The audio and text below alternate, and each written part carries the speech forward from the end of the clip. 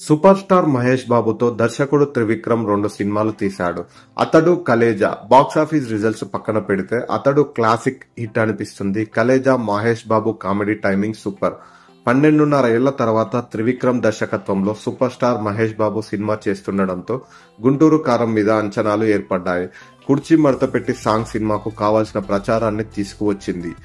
Mahesh Babu mass అవతారంలో డాన్సుల్లో energy చూసి థియేటర్లకు క్యూ కట్టారు.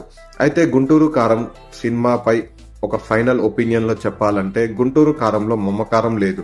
హీరో నటనలో ఘాటు తప్ప మహేష్ బాబు ఎనర్జీ, ఆ మాస్ క్యారెక్టరైజేషన్ సూపర్. మిర్చి ఘాటు డాన్సుల్లో చూపించాయి. అయితే త్రివిక్రమ్ మార్క్ మిస్ అయింది. ఒక సీన్ లో ఎమోషన్ వర్కౌట్ కాలేదు.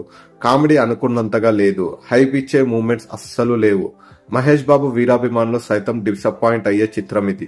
అయితే గుంటూరు కారం మొదటి రోజు కలెక్షన్ల విషయానికి వస్తే నైజాం 21.5 కోట్లు, సీడెడ్ 6.5 కోట్లు, యూఏ 4.2 కోట్లు, ఈస్ట్ 4.7 కోట్లు, వెస్ట్ 3.5 కోట్లు, గుంటూరు 4.3 కోట్లు, కృష్ణా 2.2 కోట్లు, నెల్లూరు 1.5 కోట్లు, ఆంధ్రప్రదేశ్ తెలంగాణ మొత్తం కలిసి 32.9 కోట్లు, ఓవర్సీస్ లో 6.8 కోట్లు, టోటల్ వరల్డ్ వైడ్ గా బాక్సాఫీస్ కలెక్షన్లు 40.4 కోట్లు సాధించింది.